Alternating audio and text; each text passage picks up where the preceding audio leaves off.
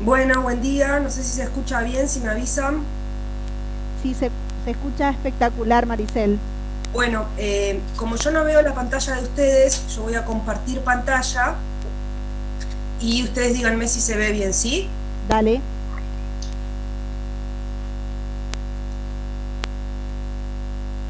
Compartir. No quiero compartir. Y se fue Lucas. Compartir ventana, Mari. ¿Una sola ventana? Ok. Sí. Pero no me deja. Ah, esta la tengo que elegir. Ok. Ahí está. Ahí va. ¿Vamos bien? Sí, vamos bien. Ahí está, se ve. ¿Podés agrandar, ampliar? ¿Yo? Ya lo amplié. Poner en modo presentación. Ya está en modo presentación. ¿Ya está? Sí, ¿En la copita de abajo? sí. Bueno, porque está proyectando, sí. Bueno, ¿se ve bien? ¿Está proyectando mi computadora? Más o Sí. menos. ¿Eh? A ver, espera que voy a ocultar. ¿Y ahora? No, sigue igual. Sí, igual. A ver. Ricardo, La copita decime de a los chicos si quieren abajo. entrar. Sí, o sea, yo no te... Bueno, en todo caso después te pedimos el power y les dejamos a los chicos en los espacios virtuales para que puedan... ¿Ahí se ve bien, chicos? o sea, están viendo el PowerPoint. Claro. Dale, No, pero si yo lo comparto. ahí está. Se ve mejor sí. ahora, Maricel, dale. Sí, lo agrandé. Bueno, entonces arrancamos con la primera parte. Yo soy Maricel Pérez. Esta es la clase que preparamos y nos gustaría arrancar con una introducción de qué es la arqueología, para que más o menos conozcan el trabajo que hacemos, que bueno, ya lo estuvieron conociendo en la primera parte de la clase de hoy con Norma, ¿sí? En primera instancia siempre nos gusta un poco desmitificar el trabajo de los arqueólogos, ¿sí? Porque bueno, digamos que hay como muchas construcciones y fantasías alrededor de eso. El primer punto sería, bueno, aclarar que los arqueólogos no descubren o descifran el pasado al modo, digamos, de Indiana Jones o Lara Croft. Sí, no es que nos encontramos, descubrimos las cosas por casualidad o por arte de magia o porque tenemos suerte, ¿sí? El segundo, digamos, de estas fantasías, de estos mitos, es que se suele decir que los arqueólogos son historiadores sin documentos escritos, ¿sí? Lo cual es doblemente falso. En principio, porque la arqueología muchas veces trabaja con documentos escritos, como es el caso de la arqueología histórica. Y en segundo lugar, lo más importante, porque la arqueología tiene un registro, una teoría y una metodología que le son propios, ¿sí? El registro arqueológico, que es con lo que trabajamos los arqueólogos y que es lo que estudiamos, es un fenómeno del presente. Nosotros estudiamos las sociedades del pasado, pero lo hacemos a través del registro arqueológico, ¿sí? Y este registro arqueológico está compuesto básicamente por restos materiales, ¿sí? Restos materiales y distribuciones de materia. Bueno, aquí puse esta imagen más o menos para que se puedan dar una idea del tiempo que estudia la arqueología y del tiempo que representa la historia, digamos, en toda esa trayectoria. Maricel, no, Sí. no se está viendo la segunda diapositiva. Ahora Ajá. sí, ahora la tercera, bien. A ver. La ciencia del registro arqueológico. ¿Y esta qué es la arqueología? ¿Cómo? ¿Se ve? No, Mari, no se ve. No pongas pantalla completa, ahí está, ¿qué es la arqueología? No pongo pantalla completa entonces. Dale, y te vamos avisando cualquier cosa. Ok. Bueno, entonces, ¿qué sí es la arqueología? La arqueología es una ciencia que estudia las sociedades del pasado y, como dijimos recién, lo hace a través de los restos materiales que estas sociedades dejaron, ¿sí? Lo que nosotros vemos, o sea, estos restos materiales son producto de las actividades que realizaron estas sociedades, estos grupos. Y lo que intentamos explicar con estos restos cómo organizaban su vida, ¿sí? Y así poder explicar el cambio cultural, los cambios que estas sociedades tuvieron a lo largo del tiempo. Bien, ahí se va viendo, ¿verdad? Sí, vamos bien. Bien, perfecto. Bueno, entonces dijimos que los arqueólogos trabajamos básicamente con restos materiales. Estos restos materiales pueden ser de distintos tipos, ¿sí? Por ejemplo, los recuperamos básicamente en excavaciones en general, aunque también trabajamos con colecciones de museo o a veces colecciones privadas, ¿sí? Pueden ser, por ejemplo, herramientas, artefactos hechos sobre distintos materiales, elementos ornamentales. Un elemento con el cual nosotros trabajamos mucho es con, digamos, los restos relativos a la alimentación de los grupos, ¿sí? Restos arqueofauna, lo que nosotros llamamos, que nos indican cómo se alimentaban, ¿sí?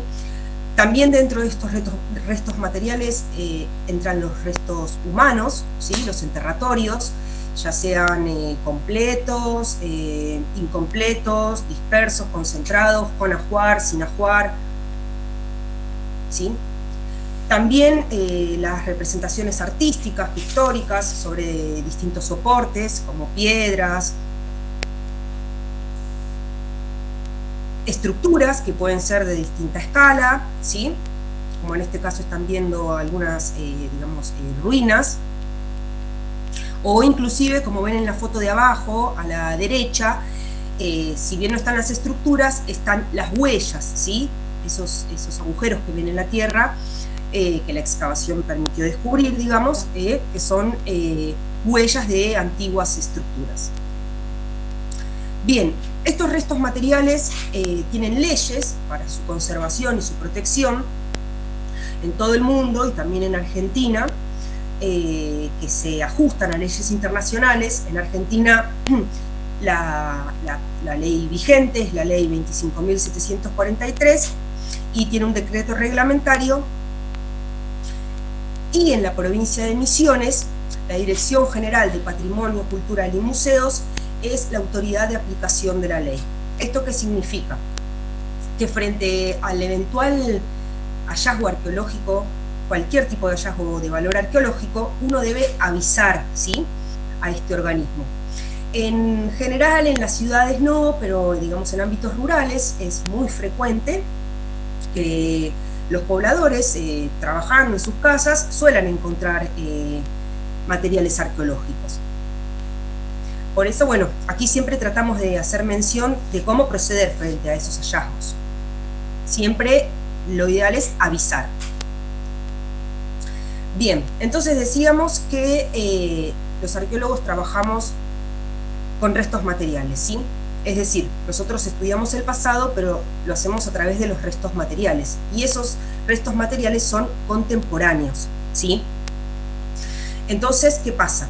El procedimiento de las ciencias sociales, en la mayoría de los casos, son inapropiados. Por esto lo que decíamos en las diapositivas anteriores, que tenemos una teoría y una metodología que son propias. Porque nosotros estamos tratando de acceder a una dinámica, que es la del comportamiento humano, que ya no está, a través de restos materiales que son estáticos, como los recuperamos en el presente, ¿sí? Y justamente esa teoría y esa metodología la hacemos en el presente.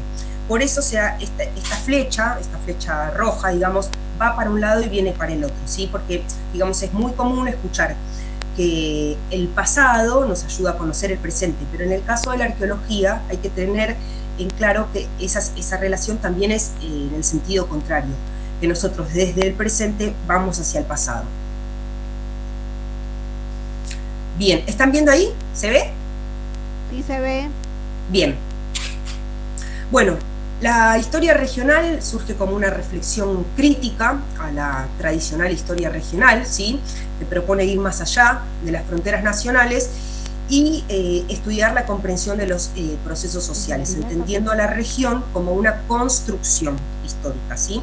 Tanto la historia regional como la arqueología utilizan periodizaciones porque son justamente disciplinas históricas, ¿sí?, con profundidad temporal. Ahora bien, estas periodizaciones tuvieron diferente naturaleza y tienen limitaciones, por supuesto. Por ejemplo, este cuadro que están viendo acá es un modelo propuesto por Menguín, que es un investigador que trabajó mucho, excavó muchos sitios en Argentina y particularmente en la provincia de Misiones, y en base a ello, los materiales recolectados, construyó, definió culturas, ¿sí? Pero estas culturas las definió aplicando el método comparativo, porque utilizaba información y datos de grupos europeos para ajustarlas y explicar la diversidad del registro americano. Bueno, como dijimos, para arqueólogos, como igual para historiadores, es muy importante la cronología, porque queremos situar cronológicamente los hallazgos que recuperamos, ¿sí? Y para eso utilizamos distintos tipos de dataciones. Dataciones relativas, que son, por ejemplo, las secuencias tipológicas que están viendo acá, al costado de la diapositiva, a la derecha, ¿sí? Que es información indirecta. Digamos que no está fechado directamente cada material, sino que se construyen secuencias en base a las semejanzas y diferencias de los materiales, ¿sí? Como para ordenarlos en el tiempo. Y por otro lado tenemos aquí dataciones absolutas, ¿sí? Que hay muchísimos métodos, pero que para nosotros, es decir, dataciones directas sobre los materiales, pero que, de los cuales para nosotros el más importante es la datación por carbono 14. Aquí les voy a poner una imagen. ¿Y en qué consiste? El principio, digamos, de este método de datación es que durante sus vidas los organismos vivos absorben carbono 14, ¿sí? Cuando muere ese organismo, comienza a descomponerse el carbono, ¿sí? Y lo hace a una tasa, a una velocidad que se conoce. Entonces, estudiando la cantidad de carbono 14 que posee un material orgánico, podemos saber la antigüedad. Como se ve acá en la imagen, bueno, se necesita para eso, digamos, es una técnica mínimamente destructiva, porque se necesita una cantidad de muestra que se somete a digamos, unos procesos físicos, por el cual se separa el carbono estable del inestable y se puede medir el carbono 14 y conocer la antigüedad. Bueno, y esto, digamos, es una línea de tiempo, un modelo temporal que manejamos actualmente para la provincia de Misiones, ¿sí?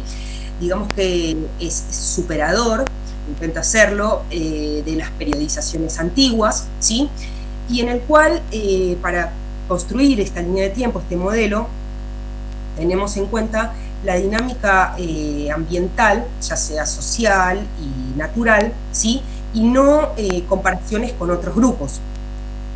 Esta línea de tiempo es lo que, bueno, ahora vamos a desarrollar, ¿sí? Como pueden ver, son, para la provincia de Misiones, son más de 10.000 años de historia, de trayectoria evolutiva de grupos humanos, ¿sí? Que se ven interrumpidos con la llegada a América de los europeos, ¿sí?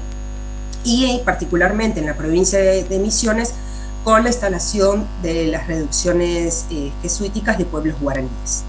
Así que ahora le voy a dejar a Romy la posta. Tengo que dejar de presentar. ¿Está bien? Perfecto. Puede presentar.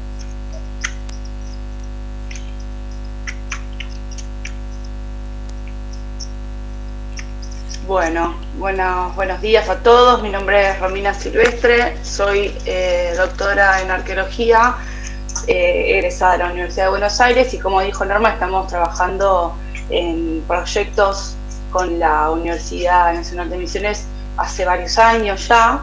Por favor, díganme si se ve bien la pantalla. Sí, Romy, se ve bien. Perfecto. Bueno, como contaba Maricela hasta hace un ratito, la profundidad temporal que hay, digamos, en la provincia de Misiones tiene por lo menos 10.000 años de antigüedad. Entonces vamos a retomar un poco esta historia de poblamiento de la región, queríamos arrancar un poco contándole qué es lo que entendemos por poblamiento americano y cómo se llegó, digamos, a poblar la región en esas fechas, ¿no? Con esa antigüedad. Y entonces nosotros pensamos que podíamos empezar hablando un poco sobre cómo fue el poblamiento americano brevemente, para que puedan, digamos, entender cómo fue el proceso de poblamiento del continente. Entonces, como pueden ver en este mapa, a ver un segundito, ahí va. Una de las preguntas que nos hacemos es, digamos, ese proceso de poblamiento tanto del continente como de la región que nos ocupa estudiar. Una de las preguntas que orienta la investigación, sobre todo en arqueología, es cómo fue, cuándo sucedió y dónde ocurrió, ¿no? Entonces, pensando un poco en estas preguntas que nos van orientando en nuestras investigaciones, bueno, los primeros asentamientos en América comenzaron cuando diferentes grupos de cazadores-recolectores ingresaron al continente americano por lo que se conoce el estrecho de Bering. Vamos a ver un poquito más adelante que, digamos, hay diferentes hipótesis referentes a la ocupación del continente, pero estas poblaciones ingresaron al continente a través de lo que se conoce como Beringia o lo que hoy es el estrecho de Bering, ¿no? Que en ese momento era como un puente terrestre que conectaba estos dos continentes. El oeste de Asia, con, o sea, Siberia, con lo que hoy es Alaska. Entonces, digamos que este estrecho, digamos, esta masa terrestre que estaba disponible para poder cruzar, ¿no?, de un lado hacia el otro, tenía ciertas características ambientales y climáticas que permitieron que, digamos, que esas poblaciones pudieran subsistir y que no, digamos, fallecieran en el intento por las condiciones climáticas justamente árticas y las condiciones de frío, ¿no? ¿A qué me refiero con esto? Que bueno, que en esta región, gracias a diferentes condiciones climáticas y cambios en las corrientes marítimas y demás, hubo como una especie de bondad climática en este puente terrestre que hizo que las temperaturas fueran medianamente templadas y que hubiera una disponibilidad de tanto arbustos como árboles que, por ejemplo, podían proveer a estas poblaciones de combustible para poder subsistir. ¿Qué era lo que cazaban, digamos, estas poblaciones y por qué hacemos énfasis, digamos, en estos aspectos? Porque después vamos a ver que hay determinado registro asociado a estos momentos tempranos, ¿no?, que tiene que ver, digamos, con las prácticas que tenían estas poblaciones en estos momentos tan tempranos en el continente americano. ¿Y a qué me refiero con esto? A la caza de estos grandes mamíferos, que se conoce como megafauna. Eran animales que estaban tanto, digamos, en el continente asiático como en el continente americano, que hoy en día están extintos, que tenían grandes proporciones corporales, ¿no? Pensemos en animales de tamaño como hoy en día son, por ejemplo, los elefantes, y que eran, por ejemplo, mamuts, tigres de dientes de sable, gliptodontes, caballo americano, y estas poblaciones, digamos, una de las hipótesis es que podrían haber seguido a estas poblaciones de mamíferos hacia el continente americano en busca de alimento. Entonces hay como diferentes hipótesis que plantean cómo sucedió este poblamiento americano y posteriormente el poblamiento regional del subcontinente sudamericano y de la región de Misiones, y tiene que ver con diferentes modelos que se propusieron para ocupar el continente, ¿no?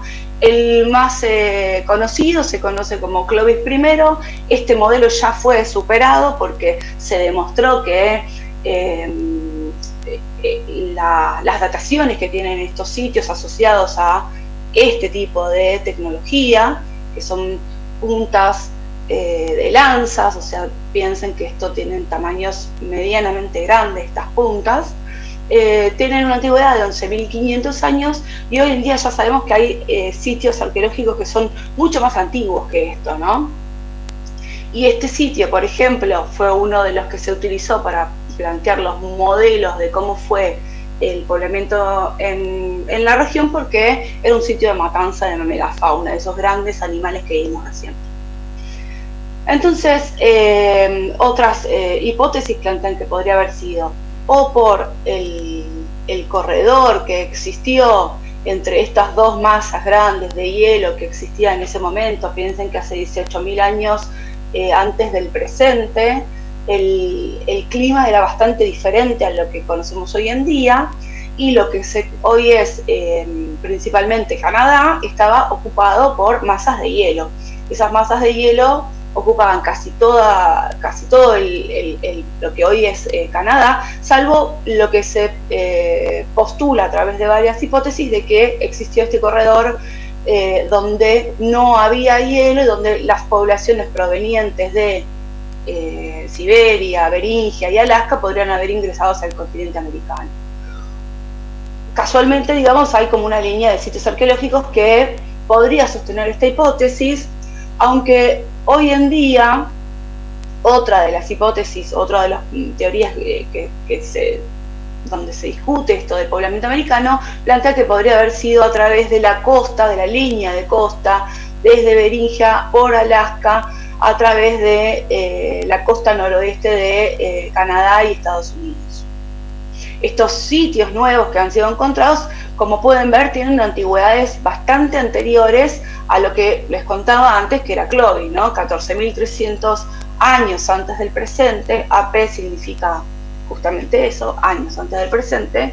13.000, 12.600, ¿sí? Y otros sitios que son más antiguos y que se encuentran más hacia el sur en el continente, podrían estar hablándonos de una ocupación del continente a través de la costa. Otras hipótesis que hoy en día ya no son sostenidas son, por ejemplo, la hipótesis solutrense, que podría haber sido también hecha la ocupación del continente a través de la costa atlántica.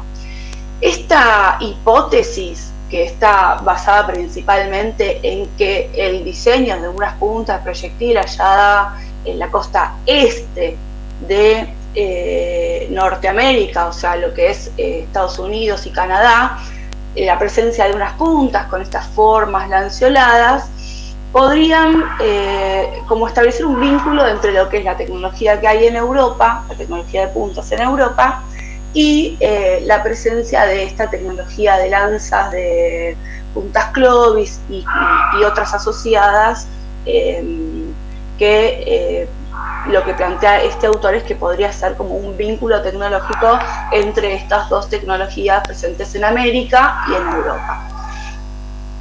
Más allá de los problemas que puede tener, digamos, a nivel como teoría, digamos, sustento material esta teoría, hay un problema mucho más importante y que nosotros como arqueólogos, al ser investigadores sociales también, nos preocupa, es que este tipo de teorías por lo general se utilizan hoy en día para sostener argumentos racistas y de supremacía blanca, por ejemplo, en Estados Unidos, ¿no?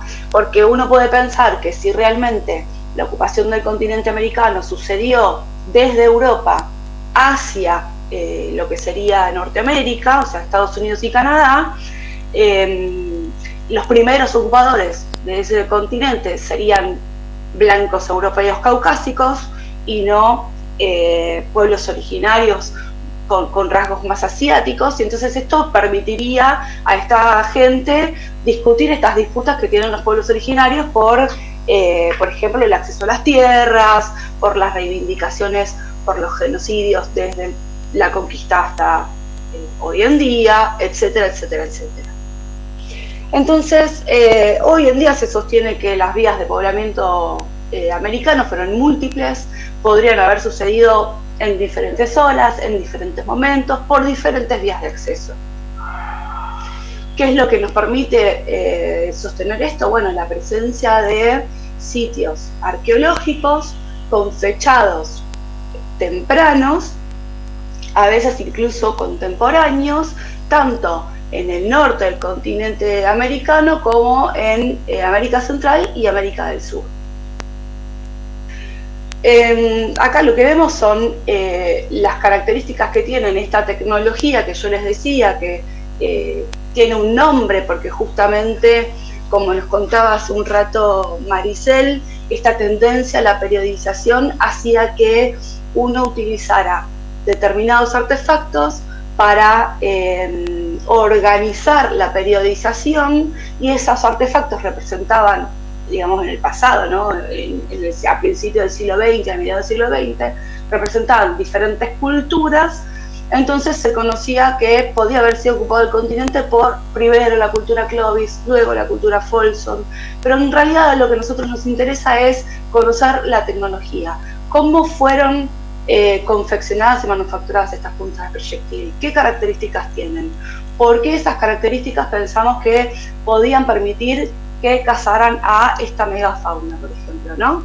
Entonces hay determinadas características de esta tecnología que vamos a ver que se va a repetir a lo largo de los registros presentes en diferentes sitios arqueológicos del continente.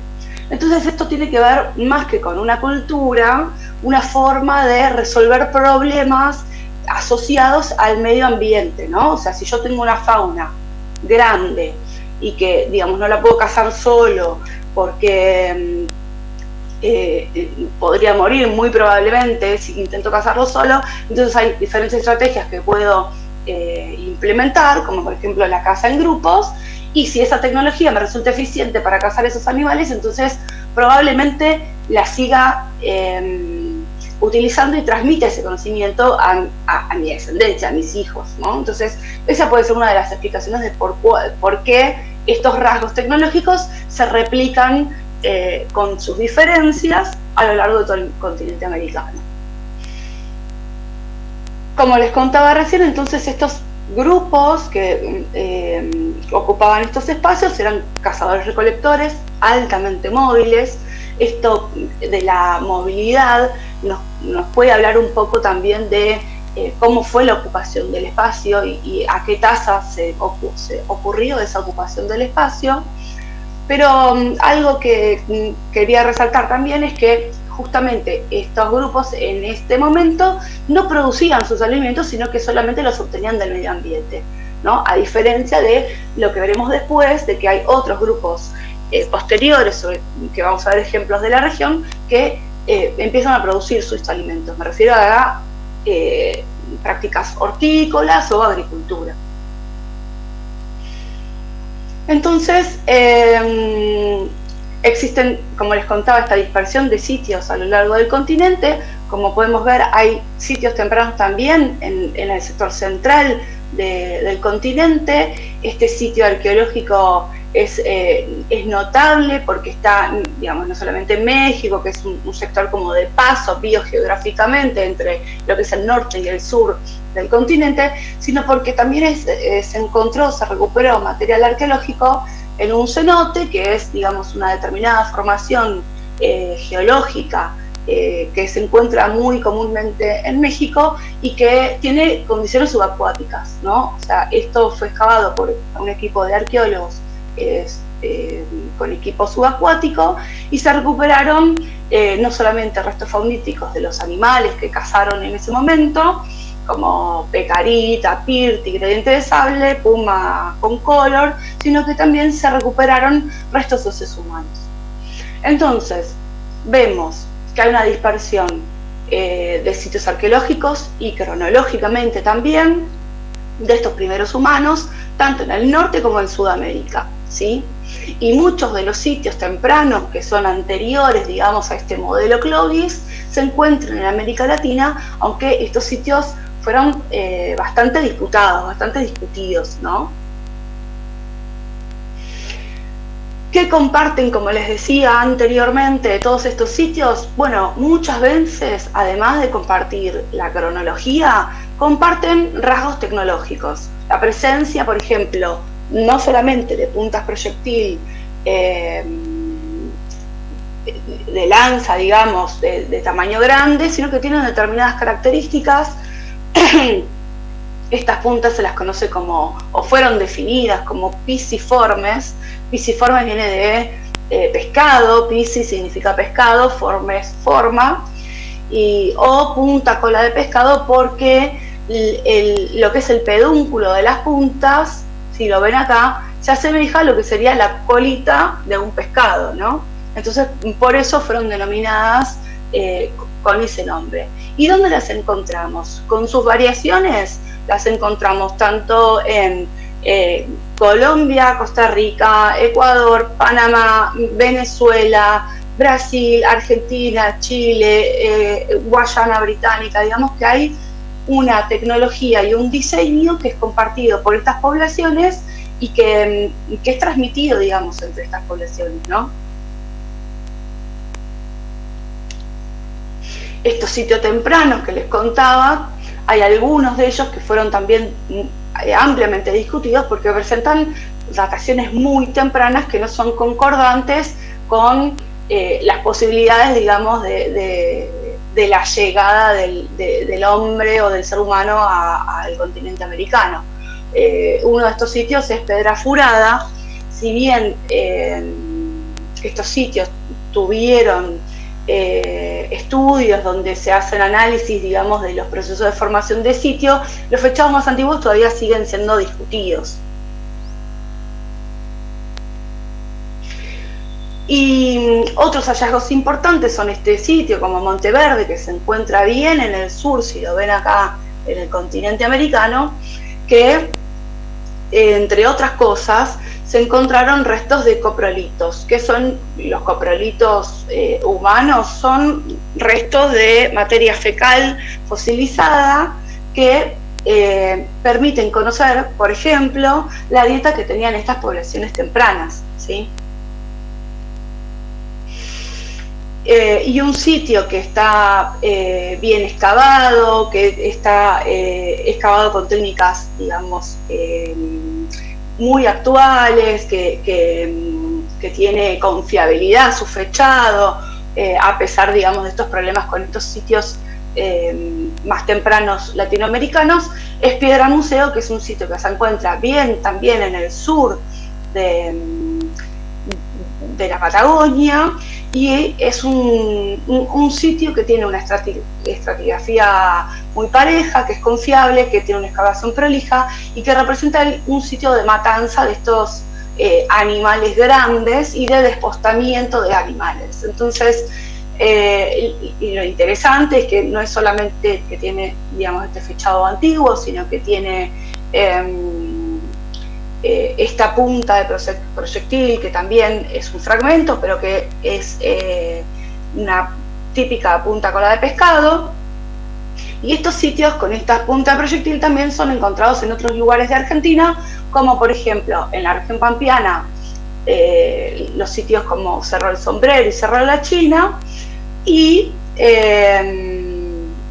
lo que vamos a ver a continuación, si este registro se encuentra también en este sector, ¿no? Donde nosotros nos ocupa y nos queremos estudiar si existe este registro temprano en la provincia de Misiones y en la región en general.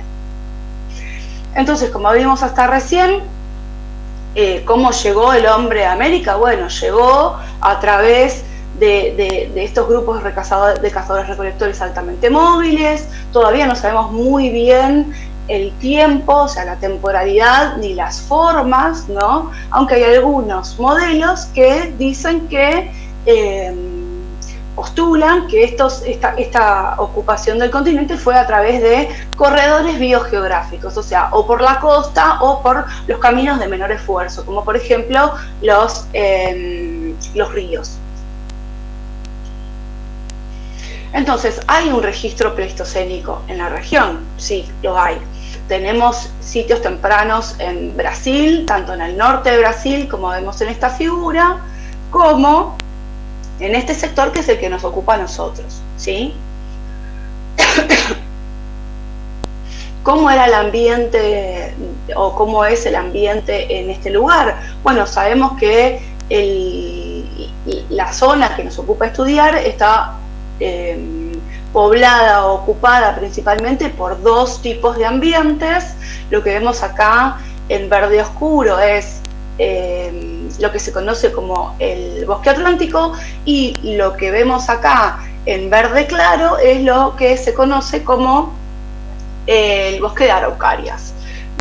¿Cuáles son las características de este ambiente y por qué nos interesa saber esto? Y porque, digamos, si conocemos el ambiente podemos conocer qué tipo de recursos existieron en el pasado y por ejemplo, postular, por ejemplo, qué tipo de alimentación tenían esas poblaciones. Entonces sabemos que el bosque atlántico tiene una presencia interrumpida en la región desde hace por lo menos 17.000 años. Entonces sabemos que los recursos que están hoy en día en el bosque atlántico probablemente también se encontraban en el pasado. El clima que tenemos hoy en día en la región se estableció aproximadamente hace 4.000 años, entonces sabemos que esta marcada estacionalidad, marcada justamente por una estación lluviosa, existe por lo menos hace 4.000 años. En cambio, el bosque de araucarias es una formación más reciente y se postula que este bosque podría haber sido el producto del manejo antrópico de poblaciones pasadas, de poblaciones prehispánicas, producto del manejo del fuego y de los pinares asociados a estas araucarias. Entonces, la provincia de Misiones se encuentra dentro de una unidad ambiental que conocemos como Bosque Atlántico, que está incluida dentro de parte de Paraguay y Brasil, y hasta el siglo XVI ocupaba por lo menos el 80% de la superficie de la provincia. O sea que estos recursos estaban disponibles en el 80% de la provincia. Tiene una gran cantidad de especies comestibles, vegetales, como las frutas de las palmeras de pindó, los palmitos, y tenemos evidencia de que estos recursos fueron explotados por poblaciones en el pasado. El bosque de araucarias lo que nos proporciona son estos piñones que les comentaba, que son comestibles, además de la leña, que es muy importante, ¿no?, como recurso. ¿Y qué sabemos de estas puntas piciformes que están presentes en todo el continente americano? Bueno, hay registros de estas puntas cola de pescado o puntas piciformes en lo que es el sur de Brasil y el norte de Argentina, principalmente en el NEA, ¿no?, en el nordeste argentino. Entonces, en el pasado se pensaba que no había sido ocupado esto por estas poblaciones tempranas, que las poblaciones a la región podrían haber llegado incluso más tarde. Pero ¿qué pasa? No había registro o no había estudios sistemáticos de este tipo de registro, ¿sí? Nuevos estudios lo que plantean es un reanálisis de colecciones de museos o de colecciones de aficionados, de gente que tiene en su casa por diferentes tareas que ha realizado en sus campos, encontraron este tipo de puntas de proyectil, se hicieron análisis de estas colecciones y estudios estadísticos de las formas de estas puntas que provienen del estado de Santa Catarina y del norte de Argentina, de la provincia de Misiones, y lo que se encontró es que pese a que tienen algunas diferencias, estas diferencias no son significativas y que se comparte tanto este diseño piciforme como la tecnología utilizada para manufacturarlas.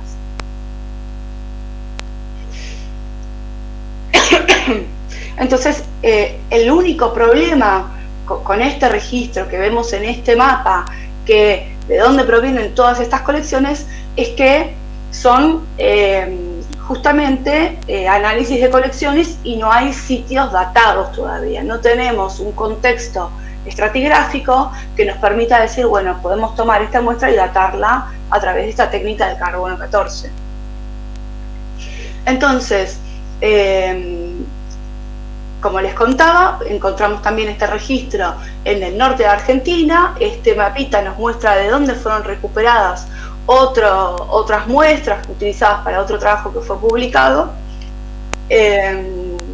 Y tenemos este registro tanto en la provincia de Misiones como, por ejemplo, en El Dorado, en Puerto Esperanza, en Corrientes y en Chajarí. Aunque, como les contaba recién, todavía no tenemos registro datado, todavía no hemos encontrado sitios arqueológicos los que podamos excavarlos de manera sistemática y prolija, como estos sitios que les contaba de la Patagonia, y que forma parte como del proyecto de investigación que estamos desarrollando en el equipo, tanto con Norma como con Daniel Loponte y Miriam Carbonera, que trabajan tanto en Brasil como en Argentina. Entonces, ¿tenemos evidencia de poblamiento temprano? Sí, tenemos evidencia. ¿Estamos usando un poco este registro como indicador de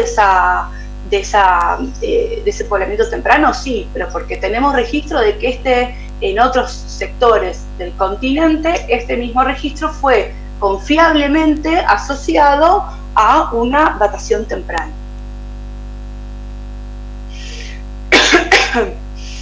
¿Qué otro tipo de registro encontramos en la región, en la provincia de Misiones?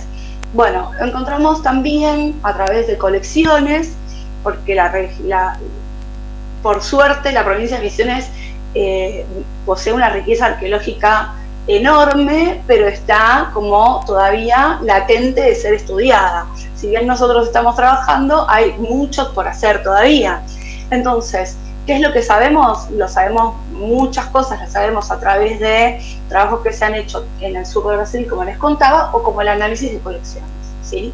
Entonces, ¿qué sabemos de este registro, de estos contextos umbú? ¿Por qué los llamamos de esta manera? Y porque son puntas de proyectil que varios arqueólogos las han denominado de esa manera en el pasado, que son estas puntas de proyectil que vemos con este diseño, digamos, y que en contextos en Brasil fueron datados entre 9.400 y 7.000 años antes del presente.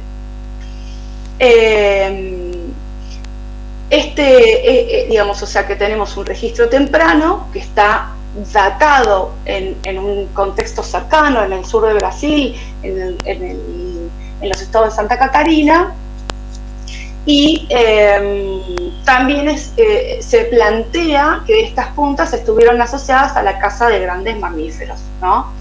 Y esto es, digamos, un ejemplo de cómo podríamos pensar que estas lanzas podrían haber sido utilizadas.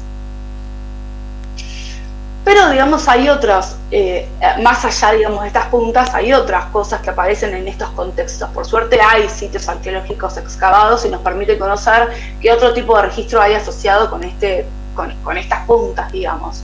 Y este material que está asociado a este registro es, por supuesto, que artefactos líticos, o sea, artefactos de piedra, como láminas y hojas, tecnología de núcleos, o sea, núcleos preparados para extraer hojas grandes, como estos artefactos que ven acá, lo que nos da a entender, digamos, que hay un manejo muy preciso de el conocimiento de la materia prima, o sea, para poder hacer este tipo de artefactos grandes, de gran tamaño, tenemos que conocer muy bien cómo se comporta la materia prima y tener un conocimiento de la tecnología necesaria, ¿no? Para los conocimientos necesarios para poder manufacturar. Y este tipo de registro también tiene una gran distribución en toda la provincia de Misiones. Si bien hay algunos contextos que han sido excavados y que han sido recuperados, digamos, de contextos estratigráficos, nunca fueron publicados, ¿no? Pero hay un problema, digamos, también si tomamos estas puntas umbú como un poco fósil guía y tratando de utilizarlas para ver si hay puntas umbú, entonces significa que esto es igual a contextos tempranos. Y ese problema es que en Brasil este tipo de tecnología tiene una persistencia temporal muy grande, ¿sí?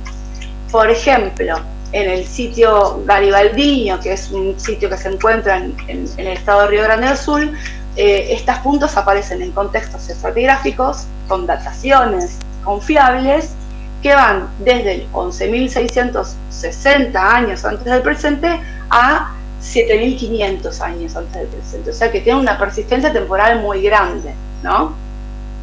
Entonces, ¿las podemos usar como marcadores temporales? Y bueno, estos estudios estadísticos que se hicieron sobre una colección bastante amplia, digamos, de este tipo de puntas, demuestran que no tienen, digamos, variación en su diseño, ¿no? Que hay poca innovación tecnológica. Entonces, luego, digamos, de este tiempo, de estos momentos tempranos, entre el 13.000 y el 9.000, hay como un vacío temporal en la región, ¿no? En el registro arqueológico, que ocurre entre el 8.000 y el 7.000 años antes del presente, ¿no? Pero este vacío temporal no significa que tal vez la región no fue ocupada en ese momento, sino que en realidad puede ser reflejo de la falta de estudios sistemáticos en la región. O sea, que haya equipos de investigación trabajando y excavando sistemáticamente sitios arqueológicos, ¿no? Y algo interesante que también se recupera y que está asociado a un contexto un poco más perteneciente al Holoceno Medio, son estos artefactos que vemos acá, que son las clavas curvas, ¿no? Que parecen como si fueran, de hecho Menguín las llama artefactos boomerangoides, ¿no? Parecen un boomerang, y se las propone como que, por lo menos Menguín, que pertenecen al Alto Paranaense, que es esta unidad arqueológica que hoy en día ya no utilizamos, ¿no? Y que en realidad no hay elementos arqueológicos más allá de la presencia de este tipo de artefacto para sostener que pertenece a una unidad arqueológica, a un contexto arqueológico bien definido, más allá de la presencia de este tipo de artefactos, ¿no? Más allá de otras problemáticas que tienen que ver con que existen contextos fechados que tienen 8.600 años y otros que tienen 675 años antes del presente, ¿no? Pero que puede tener que ver también con esta falta de estudios sistemáticos en la región. O sea que todavía nos falta conocer mucho sobre lo que ocurrió en el Holoceno Medio en la región. Y un poco, digamos, ya como cerrando esta parte que tiene que ver con el registro arqueológico asociado al Holoceno Medio, tenemos como bien excavado y bien trabajado el contexto arqueológico del nivel acerámico de la Cueva 3 de Mayo. La Cueva 3 de Mayo es un sitio arqueológico que hoy en día nosotros estamos trabajando desde otro punto de vista. Pero Nina Rizzo, como vieron en el video que vieron hasta hace un ratito, excavó este sitio. Ella hizo su tesis doctoral con este sitio en el año 1968, pero nunca publicó los resultados de sus excavaciones. O sea, hizo la tesis, la defendió y nunca se publicó. En el 2013, el equipo con el que venimos trabajando, el equipo de este ABAMS, que es un proyecto binacional, rescavó la Cueva 3 de Mayo, y en el nivel acerámico se recuperó una numerosa colección de artefactos líticos, principalmente tallados en basalto y arenisca silicificada, donde se encontraron, digamos, en contextos estratificados, bien datados, 2 fragmentos de clavas curvas, que probablemente se fragmentaron en el proceso de manufactura. Hay otro tipo de artefactos asociados, hay unos artefactos que son grandes y masivos, que se llaman cepillos, que están lascados, que probablemente se utilizaron para trabajar la madera. Hay lascas que no están retocadas, o sea que no tienen formatización, y hay una abundante y diversa fauna asociada, donde se recuperaron tapir, ciervo de los pantanos, coipo, mazama, pecarí, y una gran cantidad de peces y bivalvos, ¿sí? Esto es el nivel acerámico, o sea, la primera ocupación de la cueva. Entonces, ahora Maricel les va a terminar de contar de qué se trata el registro arqueológico regional de la provincia de Misiones.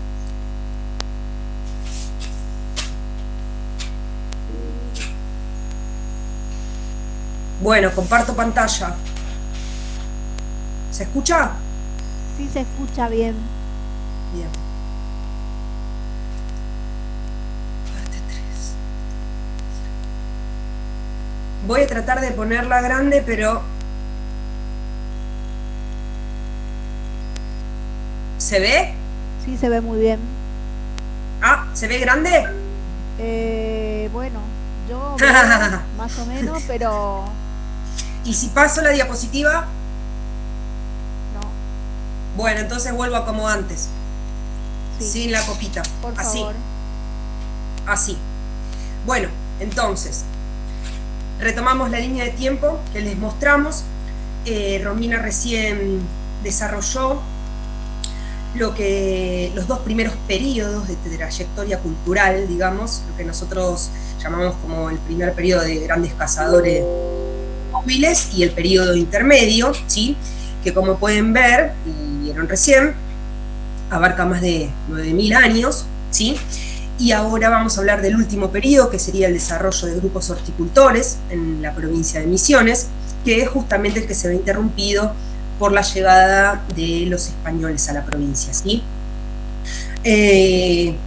Nosotros con respecto a esto decimos que, bueno, que digamos es una historia larga, la de la provincia, la de la región, y que bueno, que en general, o sea, se conoce muchísimo sobre los últimos 4 siglos, ¿sí? La historia de las reducciones jesuíticas, por diversos motivos, ¿sí? Pero tiene siempre mayor valor arqueológico, histórico, patrimonial, turístico, ¿sí? Y que justamente no se sabe tanto sobre los 10.000 años previos, que es un poco, bueno, lo que nosotras estudiamos. Entonces, bueno, vamos a adentrarnos en el periodo de horticultores, ¿sí? Bueno, lo que les mostraba recién Romy, de la cueva. Lo importante para resaltar de la cueva, tengo acá, es que tiene 2 niveles, 2 estratos de sedimento, digamos, con ocupación humana, ¿sí? Del que habló Romy recién, que es el nivel 4, ¿sí? Sin presencia de cerámica, con tecnología lítica principalmente, que tiene un fechado de casi 4.000 años de antigüedad.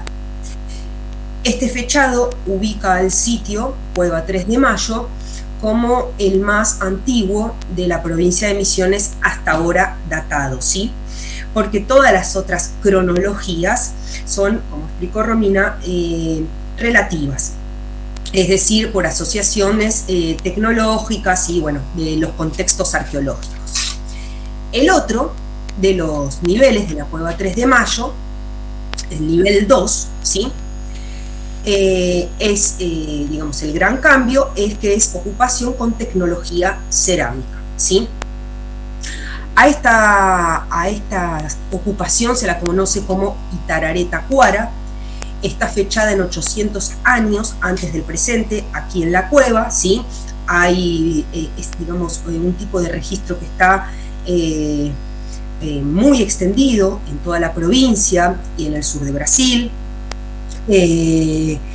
y con una alfarería particular. Vamos a ver eso ahora.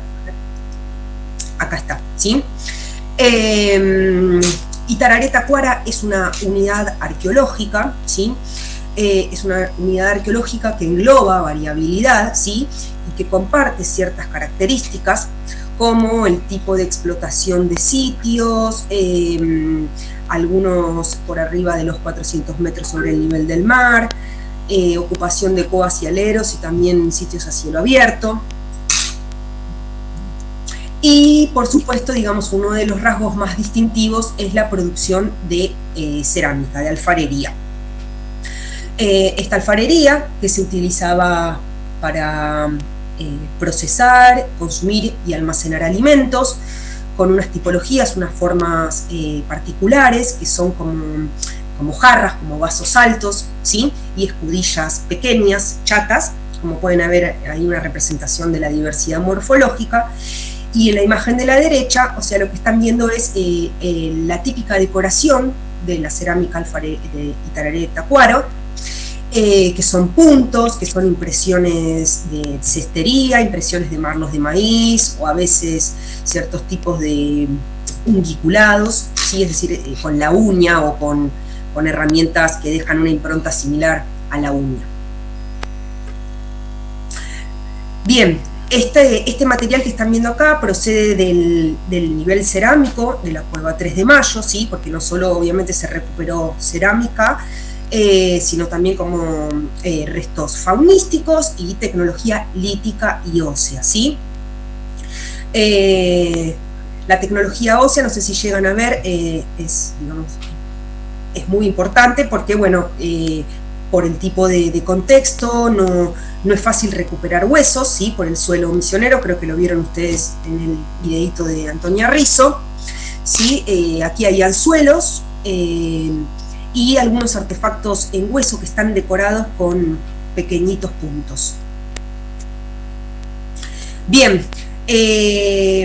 para esta unidad arqueológica, Itararé Tacuara, se conocen algunos tipos de asentamiento, trabajos hechos en Brasil, que muestran que realizaban estas famosas casas pozo, ¿sí? Estaban constituidas en aldeas, pequeñas aldeas, ¿sí? Más bien desagregado el patrón, suelen tener 10 metros de diámetro a veces y 5 metros de profundidad, ¿sí? Con techos de paja o de madera, es decir, de materiales perecederos que no se recuperan, y que en el interior de estas viviendas, en las excavaciones se suelen encontrar fogones, cerámica, artefactos líticos y restos de alimentación, es decir, similares a las cosas que se registran en el nivel cerámico de la cueva 3 de Mayo. Un rasgo distintivo de la unidad arqueológica Itararé Tacuara son las prácticas mortuorias, ¿sí? Tenían una particular construcción de túmulos o montículos para enterrar a sus muertos, especialmente a los de mayor jerarquía social, y en general se realizaba una cremación previa del cadáver, ¿sí? Antes de ser enterrado, y también se utilizaron las cuevas y los aleros, pero se supone que para, digamos, individuos de menor jerarquía o rango social. Me pasé una. Bueno, acá, como estoy presentando así, no les puedo mostrar la transición, digamos, de las diapositivas, pero bueno, ven esto, que lo que queremos destacar con esto es la dieta de estos grupos horticultores, ¿sí? Porque como se imaginarán, con respecto a las sociedades previas, tanto los cazadores como a lo que nosotros llamamos periodo intermedio, ¿sí? La dieta de estas poblaciones humanas varió, y obviamente varió por la gran cantidad del consumo de maíz y hay algunas veces otros vegetales cultivados, ¿sí? Y a la vez el consumo, digamos, de proteína de origen animal. ¿Esto cómo lo sabemos? Lo sabemos por análisis isotópicos, que son análisis que se realizan sobre los huesos humanos para conocer la dieta de las personas. Veamos. Este gran consumo de maíz y de proteína animal se da tanto en la unidad de Itararé Tacuara como en guaraníes, ¿sí? Que a veces no se diferencian tanto por unidad arqueológica, sino por la zona de la cual provienen. ¿Por qué? Porque la Tacuara, al ser de gran dispersión en la región, hay variabilidad en la dieta, pero que se da más de acuerdo al lugar de donde provienen los sitios arqueológicos. Por ejemplo, en la costa atlántica, ¿sí? Suelen aparecer más cantidad, más contenido de recursos marinos, ¿sí? Contrariamente a los sitios interiores del continente, donde se evidencia mayor consumo vegetal.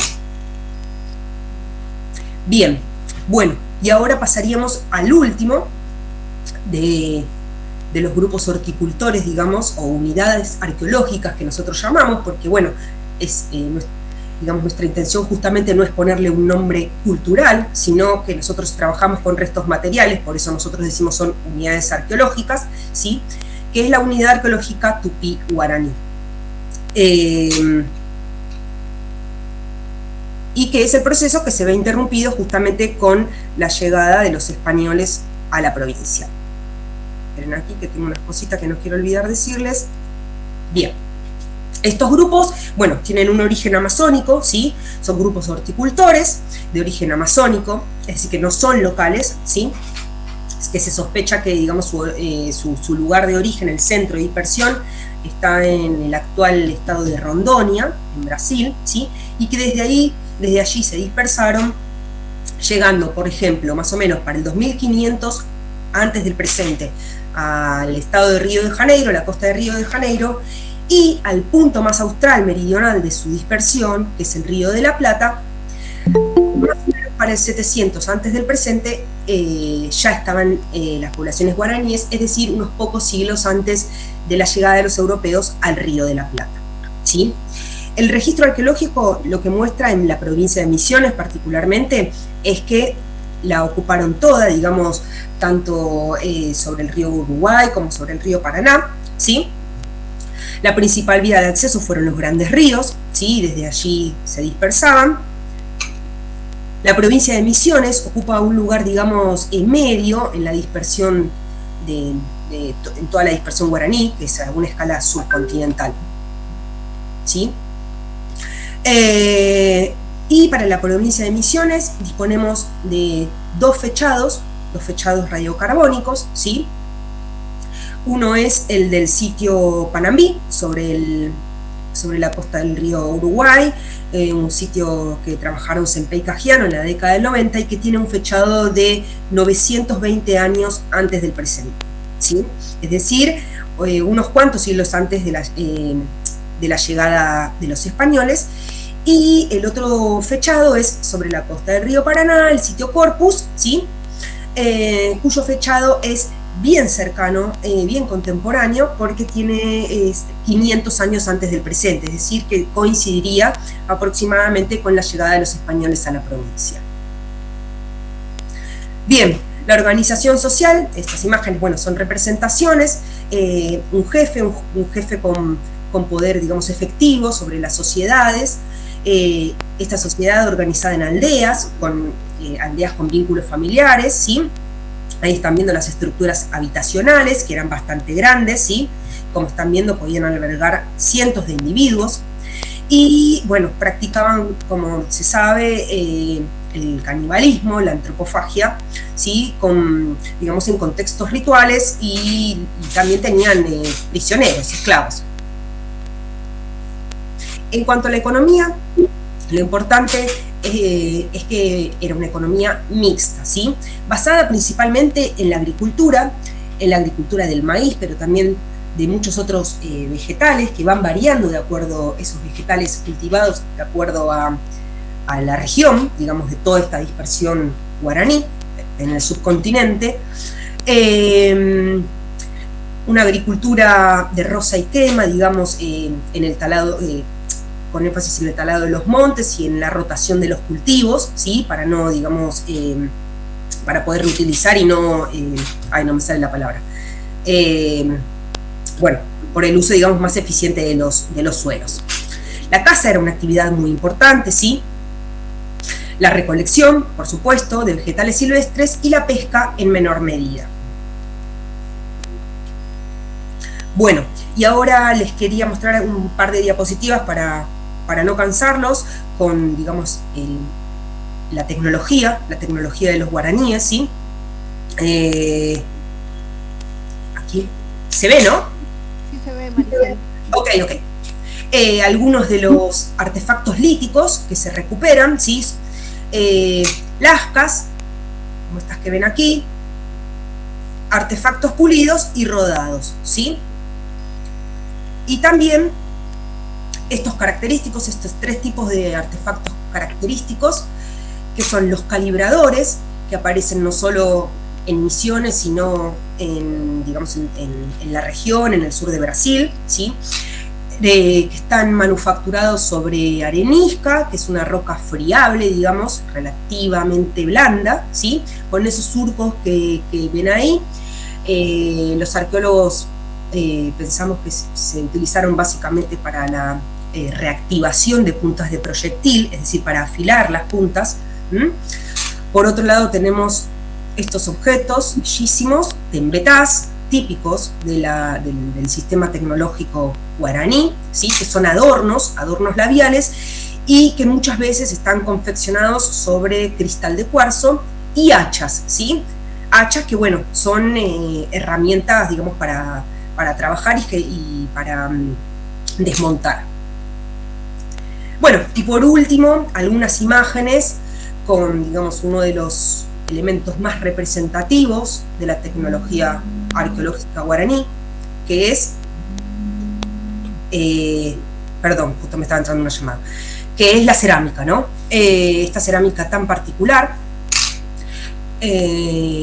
acá están viendo cerámica corrugada. En algunas diapositivas aparecen algunos materiales del delta del Paraná, que es la otra región de estudio que nosotras trabajamos, ¿sí? Básicamente porque lo importante que quiero destacar es que la tecnología cerámica guaraní tiene una fuerte unidad técnica y estilística, ¿sí? Que se da en un espacio muy grande y por muchísimos años, ¿sí? Como por 2000 años. Se mantienen ciertas características técnicas, ¿sí? Para la construcción de las vasijas, y estilísticas para la decoración. Y también formales, como vamos a ver acá. Bueno, la alfarería corrugada es sumamente frecuente, casi compone el 50%, la mitad de todos los conjuntos arqueológicos guaraníes, ¿sí? La cerámica unguiculada, que es como una variación, pero efectuada con uñas o herramientas que dejan improntas similares. El cepillado, que es menos común, que generalmente corresponde a conjuntos más tardíos, bien cercanos a, digamos, al contacto europeo, ¿sí? Pero que se registra en Argentina tanto en Misiones como en el delta del Paraná, ¿sí? Y bueno, la decoración polícroma, que es un detalle, digamos, una característica muy importante en el estudio de la tecnología y en el estudio de guaraníes arqueológicos en general, ¿sí? Porque ha servido justamente para delimitar y para identificar muchas veces la presencia de poblaciones guaraníes en diferentes regiones, ¿sí? Le decimos polícroma justamente porque incluye varios colores, ¿sí? En este caso la mayoría son decoraciones geométricas con líneas rojas finas, ¿sí? Sobre un fondo blanco, es decir, sobre un baño blanco, ¿sí? A veces también se incluye el color negro, ¿sí? Y este tipo de diseños se va a ver desde el Amazonas, con algunas variaciones, hasta el Río de la Plata, ¿sí? Bien, la manufactura sucede lo mismo. Encontramos que en toda la extensión guaraní de la unidad arqueológica es igual, ¿sí? Es una manufactura por superposición de rodetes de arcilla, empezando con una base. Todos estos circulitos que ustedes ven son la base recuperada así completa, es decir, se arrancaba de una base modelada completa y desde ahí se iban superponiendo los rodetes de arcilla, ¿sí?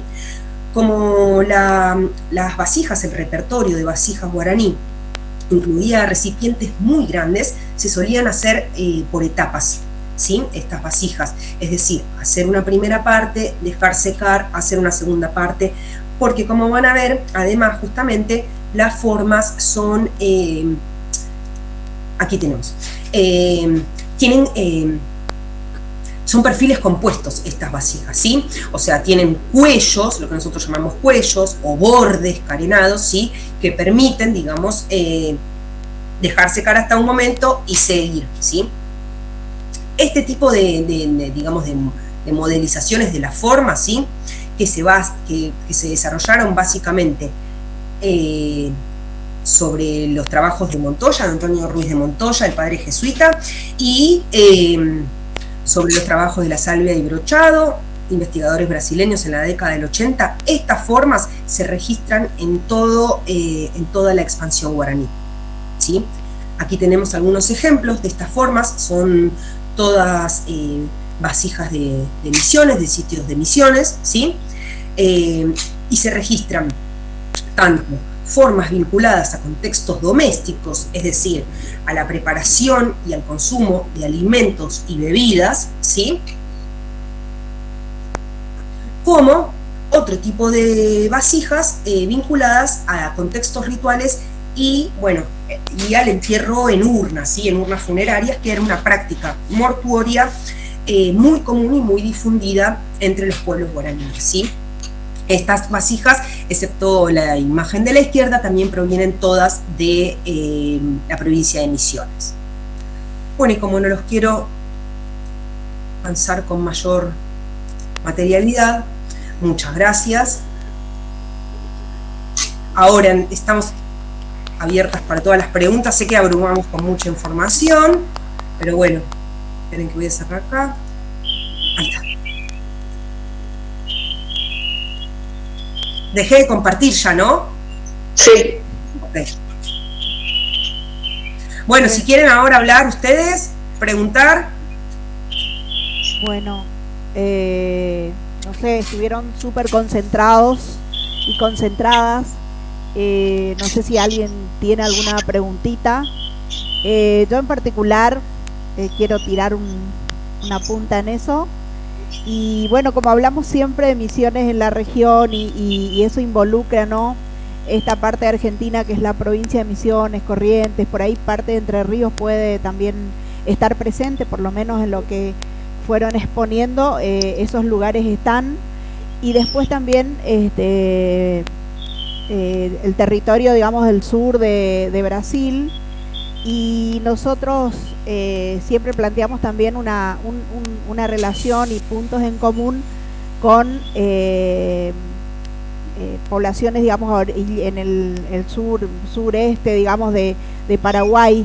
Y en ese sentido, como fui viendo acá un poco que las colecciones son más bien de Argentina a Brasil, y quería saber eso, qué pasa con Paraguay, si no fueron analizados los artefactos dejados en los museos, o si hay alguna investigación que nos lleve a pensar también en esa en semejanzas, digamos, con sitios de ese país. Bueno, sí, Paraguay es un poco como Misiones, ¿no? O sea, no tiene muchos investigadores, entonces no hay mucho publicado. Las pocas cosas que hay publicadas por lo general son de investigadores extranjeros, pero sí, digamos, es como un poco lo que pasa en Misiones. Es un gran sitio arqueológico, pero hay que ir a trabajarlo. En ese sentido, Daniel estuvo analizando algunas colecciones, todavía no tiene nada publicado, digamos, como él trabaja en el proyecto binacional, parte del proyecto intentó que incluyera también el sureste de Paraguay, pero no tenemos nada publicado todavía. Pero sí, digamos, está lleno de sitios guaraníes. De hecho, bueno, hay reducciones jesuíticas también, ¿no? Por supuesto, pero hay un montón de sitios de guaraníes, e incluso hay sitios con arte rupestre, hay sitios más tempranos, pero hay muy poco publicado. Esa es la realidad, digamos.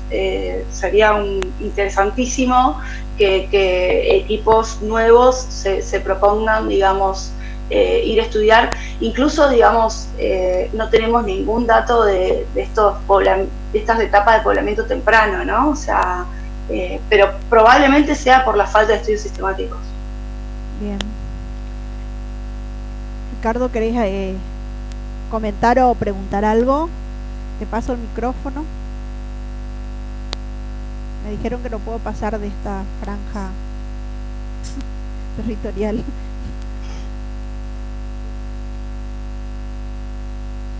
Ahí, a ver si te acomodan un poquito el sonido.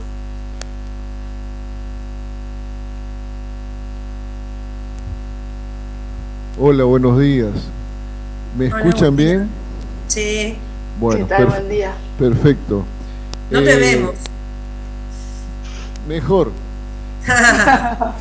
Bueno, el tema es, recién dijiste o hiciste mención permanentemente a Tacuara, que es la denominación que le dan en el estado de Santa Catarina, y hiciste referencia a Itararé, que es la otra denominación fundamentalmente en el estado de Paraná, en Brasil. Pero acá nosotros generalmente reproducimos, y como hay alumnos de turismo también y de historia, con la denominación de eldoradense, digamos. Entonces, me gustaría que haga referencia a eso, por un lado, para que le quede bien en claro a los que están escuchando, porque muchas veces nosotros nos referimos más siguiendo la línea de Menguín clásica, digamos, con la denominación eldoradense, y como vos ya señalaste inclusive, prácticamente no hiciste tampoco alusión al Alto Paranaense, sino que hablaste de un periodo medio en todo caso, y pusiste muchas cuestiones en discusión acerca de los objetos encontrados, hallados, los materiales líticos, como las clavas curvas directamente, y los problemas de datación. Y por el otro lado, me gustaría en todo caso saber, porque hay gente, vuelvo a reiterar, de estudiantes de turismo, de guías sobre todo, cuál es el trabajo que ustedes estuvieron realizando en lo que nosotros conocemos últimamente como, o lo llamamos como Gruta India, y ustedes lo dicen cueva de la localidad de 3 de Mayo. Y por el otro lado, los trabajos que vienen realizando en Corpus. ¿Qué están haciendo en Corpus, digamos, directamente? ¿Están haciendo arqueología prehistórica o están haciendo arqueología prehispánica? O arqueología histórica, digamos. Eso nada más, gracias. Bueno, gracias, Carlos. No, bueno, con respecto a la primera inquietud de Carlos, o sea, te la respondiste un poco vos mismo, porque es lo que tratamos de explicar en la primera parte y en la segunda de la presentación. Nosotros, digamos, desde nuestro punto de vista, tratamos de superar estos nombres de culturas o de fases, ¿sí?, poniéndole énfasis en otros aspectos del registro arqueológico, ¿sí?, para explicar justamente la dinámica social, cómo vivían, cómo se organizaban, qué tecnología tenían. Por supuesto que eso toma las periodizaciones previas y, como vos dijiste, los distintos nombres regionales, ¿sí? Por eso, tal vez lo dije muy rápido y pasó, pero Itararé Tacuara es una unidad arqueológica, ¿sí? Es una unidad arqueológica que va a englobar distintos tipos de registros, con variaciones locales, ¿sí? Por supuesto, pero que van a englobar Itararé, Tacuara, eldoradense, ¿sí?, el nombre de Menguín, pero que generalmente en todos estos nombres culturales se repiten ciertas características, ¿sí?, y que no tienen que ver solo con la tecnología, sino también con otros aspectos sociales del registro. Eso en cuanto a la primera pregunta. En cuanto a la segunda, el trabajo nuestro en Garuapé, bueno, como les contó Norma, tenemos un proyecto de investigación, ¿sí?, que es un proyecto justamente de investigación y transferencia, que depende de la facultad, ahí donde ustedes están, ¿sí?, que incluye gente de diversas disciplinas, historiadores, arqueólogos, antropólogos y gente de turismo, ¿sí? No es un proyecto arqueológico en este momento, o sea, no hacemos excavaciones, ¿sí? Sí, por supuesto, tomamos y analizamos y presentamos y devolvemos a la comunidad el conocimiento que hay obtenido, digamos, por la arqueología, ¿sí? En el mes de noviembre del año pasado estuvimos todo el equipo con Norma haciendo talleres, tanto en escuelas primarias como en escuelas secundarias, ¿sí?, abiertos a la comunidad, digamos, distintos talleres que propusimos para contar un poco justamente de la antigüedad de Garuapé, ¿sí?, porque de Garuapé, basándonos en la cueva 3 de Mayo, o la Gruta India, como vos bien dijiste, ¿sí?, que es el nombre que lleva el parque, Gruta India, Parque Natural Gruta India. Bueno, estuvimos haciendo esos talleres, sí, fueron unos días muy intensos y la verdad que estuvo muy bueno, con amplia participación y sobre todo con muchísimo apoyo de la municipalidad de Baruapé. ¿Y qué más? Y Corpus. ¿Querés decirles, Romy, de Corpus? Sí, yo quería sumar algunas cositas de lo que vos habías dicho con respecto, digamos, a la periodización y las categorías, sobre todo para la gente de turismo, ¿no?, que está escuchándonos. A nosotros nos parece importante, digamos, poder sacar el foco, digamos, de esas categorías que ya están superadas, digamos, a nivel teórico, pero que más allá de eso no son operativas desde el punto de vista patrimonial tampoco, ni desde el punto de vista turístico, porque ya denominar, digamos, a una forma de organización como o Alto Paranaense o Itararé o Tacuara o El Doradense no nos dice nada más que tiene ese nombre porque alguien le puso ese nombre y que tal vez lo podemos asociar a algún tipo de registro, como por ejemplo las clavas o las hachas o lo que sea, cuando en realidad lo que nosotros queremos saber y queremos transmitir es que esa gente era más que ese nombre y ese artefacto, sino que tenía una forma de organización y tenía una forma de vivir y de explotar el ambiente y que va más allá de esas categorías. Y que esas categorías tienen similitudes pero también tienen diferencias. Entonces, no nos sirve para explicar esa forma de organización social, esas etiquetas. Si pensamos, digamos, que la gente, ¿no?, hoy en día organiza su vida de determinada manera, queremos saber cómo organiza su vida y no si son, como los antropólogos, no si son argentinos o bolivianos o no. Digamos, estamos más allá de esas categorías, porque no explican. Y la idea nuestra es poder explicar de qué se trata ese registro, qué podemos decir sobre la organización social de esa gente, y no denomina nada esas categorías. A diferencia tal vez de lo que es el registro guaraní, que tiene, digamos, una dispersión espacial muy amplia, con determinado tipo de registro asociado que va más allá de la decoración cerámica, tiene que ver con la forma que tiene de enterrar a sus muertos, la modalidad, ¿no?, o sea, en urnas, tiene que ver con otro tipo de artefactos más allá de la cerámica y la decoración cerámica, en fin, que podemos denominarla como guaraní porque tiene un conjunto de rasgos asociados y que podemos etiquetarlo de esa manera. En arqueología tratamos de superar esas etiquetas y de decir, bueno, vemos si podemos explicar el registro más allá de esas etiquetas que no nos explican. Básicamente es eso, digamos. Sería, o uno de esos intentos de los talleres que hacemos es poder superar esas etiquetas y poder decir, bueno, esta gente se organizaba así, vivía, explotaba el ambiente de esta manera, tenía esta organización social.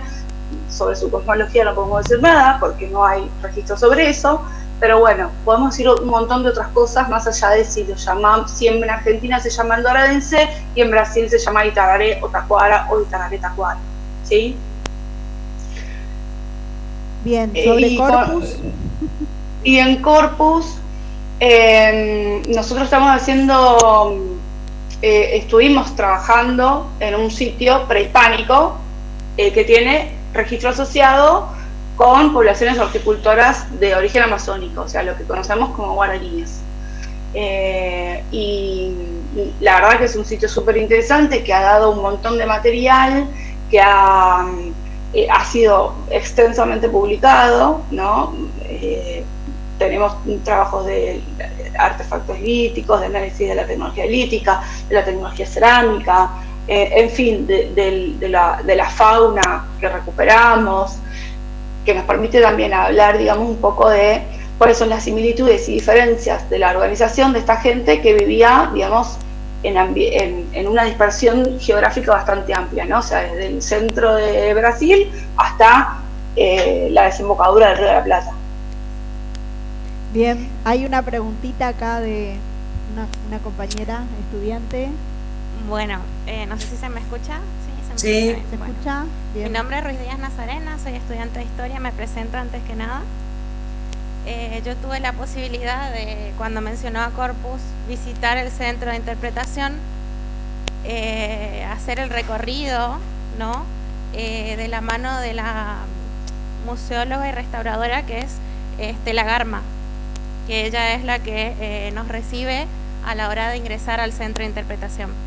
Y bueno, más que nada quería agregar que estaría buenísimo que demás compañeros puedan visitar el centro de interpretación y a ella le va a hacer un recorrido, digamos, por todo lo que fue la llegada de los jesuitas a la provincia y hasta, digamos, la expulsión de los mismos. Entonces, más que nada quería invitarlos, yo soy de Gobernador Roca, entonces vivo cerca, a que lo visiten, digamos, y destacar el trabajo espectacular que hace esta museóloga, ¿no? Y restauradora. Sería interesante poder incluir, digamos, justamente la etapa prehispánica dentro de ese centro de interpretación, ¿no? O sea, justamente quienes vivían en Corpus antes de la llegada de los jesuitas. Así que sería buenísimo poder charlar un poco con ella. Claro. Hay una pregunta, creo que acá en ¿El chat? de una de las personas que está conectada, sí. No sé. No, una persona que levantó la mano, me parece, Romy. Ah, Sí. bien. Hay que darle voz, pero no sé quién es. Hola, muy buenos Hola. días. Buenos días, ¿cómo estás? Me Marcelo? presento, soy Albarracín Marcelo, soy graduado de la Facultad de Humanidades, profesor de Historia. Soy del interior de la provincia de San Vicente. Creo que veo a algunos de mis alumnos conectados acá de turismo o de algunos de los profesorados donde también enseño, que le transmití la invitación.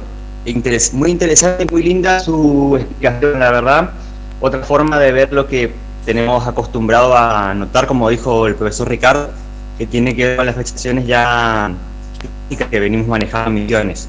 Con respecto a las colecciones particulares que dicen, en el interior de la provincia es impresionante la cantidad de personas que tienen o ocupan esas o herramientas y nos traen a las municipalidades, las clases, para mostrarnos o compartiendo lo que encuentran en su trabajo diario en la parte rural, más que nada del interior de la provincia, sobre todas las cosas. Es decir, que en Misiones tienen muchas muestras arqueológicas que por ahí no son hechas por arqueólogos, más que nada no son encontradas, y como bien dijo, creo, no me acuerdo cuál de las dos, que no hay muchos sitios tan trabajados dentro de la provincia. Destacar más que nada eso de la gran cantidad de cosas que se encuentran en el interior de la provincia de Misiones, sobre todo cercanos al Uruguay, que es la zona que me encuentro. Bien. Gracias. Sí, está buenísimo. Está buenísimo. Lo importante, bueno, digamos, hay un registro nacional que uno, digamos, puede completar y, digamos, debería como contar, o sea, denunciar se llama, ¿no? Decir que tenés, bueno, yo tengo esta colección, y que creo que la provincia, la Dirección de Patrimonio, un poco gestiona eso en la provincia de Misiones. Y es verdad que hay un montón de gente que tiene colecciones privadas porque está trabajando su campo tal vez y lo está arando y de repente encuentra un montón de cosas, o sale a caminar y encuentra material como hay literalmente material tirado en el suelo, digamos, ¿no? que va quedando expuesto. Así que sí, por eso está bueno, digamos, destacar el trabajo con las colecciones, porque más allá de que, digamos, el registro arqueológico no hay que como alterar o destruirlo. Si uno encuentra un sitio arqueológico tiene que ir y decir, mira, encontré este sitio, porque el contexto es muy importante, porque si destruimos el contexto hay un montón de información que perdemos y nos quedamos solamente con el artefacto, que no nos cuenta mucho. Sin embargo, cuando hay colecciones también es interesante porque podemos tomar datos de medidas, por ejemplo, materias primas y demás, que después pueden ser aprovechados. Así que está re bueno saber quién tiene colecciones y se pueden ir a visitar y demás. Así que buenísimo. Bueno, no sé si tienen algún comentario, preguntita, chicos, ustedes. y o si no, como tenemos a este público cautivo desde las 7 de la mañana, les queremos dar un recreíto, sin antes agradecerles profundamente la participación a ustedes, a todos aquellos que a los que les fue posible conectarse a esta clase estando en otros lugares de la provincia, y de hecho también a nuestros estudiantes que están aquí presentes, que son de Historia y de Turismo. No sé si hay alguien de Letras, pero bueno, hemos invitado y fue una primera experiencia, un primer experimento que creemos que podemos seguir haciéndolo en el transcurso de este cuatrimestre. Así que muchas gracias y bueno, vemos en otra oportunidad de participar de esta manera, ¿no? Gracias a todos. Gracias a ustedes, Norma, muchas gracias por la invitación y estamos acá para cuando nos necesiten. Bueno, genial. Un saludo. Muchas gracias a todos por escucharnos y por quedarse a pesar del tiempo.